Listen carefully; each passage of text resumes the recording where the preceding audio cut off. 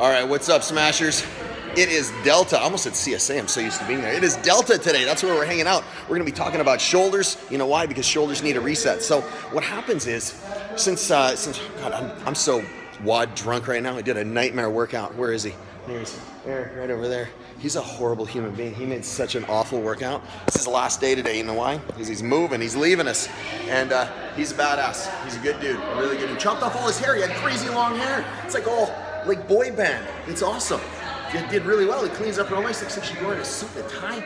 So anyway, I'm talking about shoulders, but the big thing with shoulders is we're going to go over just one or two mobility drills, but I'm going to talk about stability in the posterior aspect of the joint. So there's a big difference because a lot of people, and you guys have been asking me about shoulder tears, shoulder strains, rotator cuff injuries. So I'm going to give you a really great routine to do that's going to help unload all the tissue for one, and number two, stabilize that joint, because remember, that labrum and those 7 muscles that go from the scapula to the humerus are what keep that shoulder intact, and the shoulder essentially floats around on the rib cage. It doesn't have a lot of stability, right? Stability, because that scapula glides around on the rib cage. So what I'm going to show you how to do is anchor that thing to the ribs in a good way, but still allow a lot of freedom so that shoulder can go overhead. You can do all the stuff behind you and in front of you that you're supposed to do without having your shoulders all rolled forward.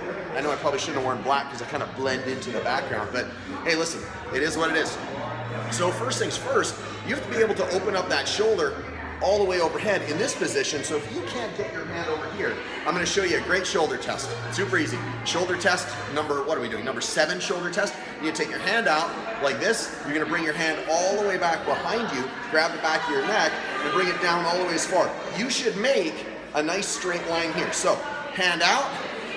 You should be able to make a straight line between your elbow, the humerus, and all the way down the midline. If not, if your shoulder's out like this, and this is all you have, or this is all you have, you fail. Just that simple. You need some mobility.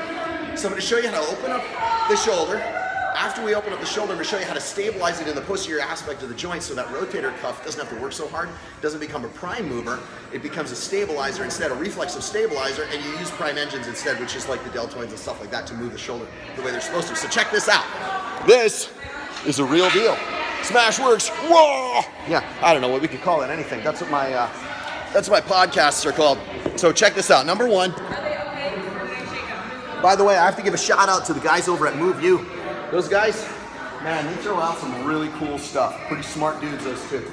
So you're gonna take the band, you're gonna put it in the antecubital fossa, so in the elbow crease. You're gonna grab the back of your neck, and you're gonna take your foot, plant it out far, and you're gonna pull, and you're gonna let it pull the elbow up and back. So I'm grabbing the back of my neck, the band is dragging up and back, and I'm gonna just hang out like this for how long? 2 minutes.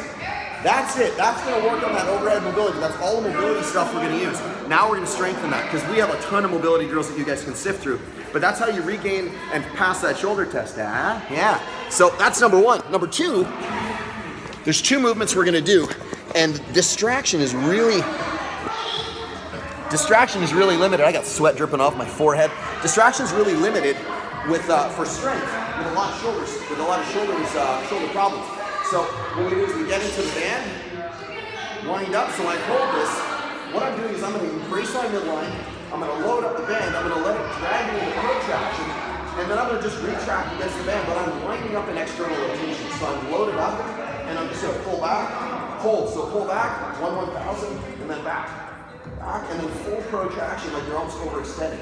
So pull back, and then all the way forward, 3 sets of 10. That's number 1. Number 2, take a light band. You're going to do what I call starting the lawnmower. So the only motion you're doing is this one. You're not rotating the arm. So you take this, rotate up, hold, and then right back down into that distracted position. We're doing opposite of what we've done a lot of times. So I'm loading up the band into distraction, tight band load, real high pull, and then back down. Real high pull, and then back down. That's it. 3 sets of 10 for that. Last one, you're going to grab a kettlebell. We're not doing what you think. You can use any weight, but I want it to be relatively heavy. I'm just grabbing a light one because I pretty much slaughtered myself in a workout about 10 minutes ago, courtesy of Eric. So we're gonna take the kettlebell. You've seen this before, knees bent just to unload the back. We're gonna drive the kettlebell all the way up. We're gonna peel that shoulder away underneath on the posterior aspect, wind it up into external rotation, reach across and bar the elbow so it doesn't bend, and then don't actively press out. Let it, see if you watch, that's active. Watch the symbol right here, okay?